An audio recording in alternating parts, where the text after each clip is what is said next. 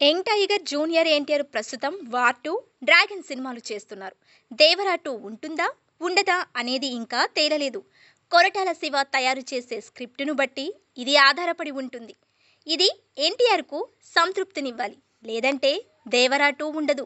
దేవరా 1 కూడా NTR mass image Anirudh BGM మీద కొట్టుకు వచ్చి 550 కోట్లు రాబట్టగలిగింది. ప్రస్తుతం నందమూరి పేరుతో ఉన్న ఇతర కుటుంబాలకు చెందిన వ్యక్తులతో జూనియర్ ఎన్టీఆర్ దూరంగా ఉంటున్నారు. హరికృష్ణ జీవించి ఉన్న సమయంలో ఎటువంటి ఇబ్బంది లేదు, కానీ ఆయన మరణించిన తరువాత కొన్ని పరిణామాలతో నందమూరి కుటుంబ సభ్యులు తారక్కు దూరం జరిగారా, లేదంటే తారక్ వారిని దూరం పెట్టారా అనే విషయంలో స్పష్టత లేదు. బాలకృష్ణ కుమార్తె నిశ్చితార్థం జరిగే సమయంలో ఆహ్వానం అందుకున్న ఎన్టీఆర్ అక్కడకు వెళ్లిన తరువాత ఎవ్వరూ మాట్లాడలేదు, పట్టించుకోలేదు. కొంత సమయం వేచి చూసిన తరువాత కార్యక్రమం మధ్య నుంచి తారక్ వెళ్లిపోయారు. ఇలా ఎన్నో విషయాలలో అవమానాలు ఎదుర్కొన్న ఎన్టీఆర్ ప్రస్తుతం ఒక్కో మెట్టు ఎక్కుతూ వచ్చి పాన్ ఇండియా హీరోగా మారిపోయారు. హిందీలో కూడా నేరుగా సినిమాలు చేస్తూ అక్కడ కూడా మార్కెట్ను పెంచుకుంటున్నాడు.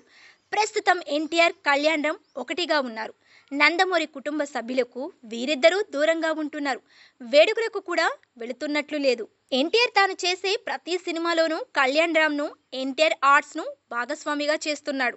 అతనికి ఉన్న అప్పులనన్నీ తీర్చేసి ఉపశమనం కల్పించాడు. చంద్రబాబు అరెస్టు సమయంలో వీరిద్దరూ స్పందించలేదు. బాలయ్య ఎవరిపై ఎందుకు ఆగ్రహం వ్యక్తం చేస్తాడో, ఎవరిపై ప్రేమ కురిపిస్తాడో ఎవ్వరికీ అర్థం కాదు. ఏదేమైనప్పటికీ బాలయ్యకు వీరిద్దరూ దూరం జరిగారు. పద్మభూషణ్ అందుకున్న తరువాత మాత్రం బాలబాబాయ్ అంటూ శుభాకాంక్షలు తెలియచేశారు. దీనికి బాలయ్య రిప్లై ఇచ్చారో లేదో తెలియరాలేదు.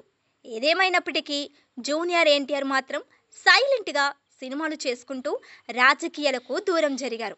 ఇదే మంచి పద్ధతి అంటూ అతని అభిమానులు కూడా అంటున్నారు.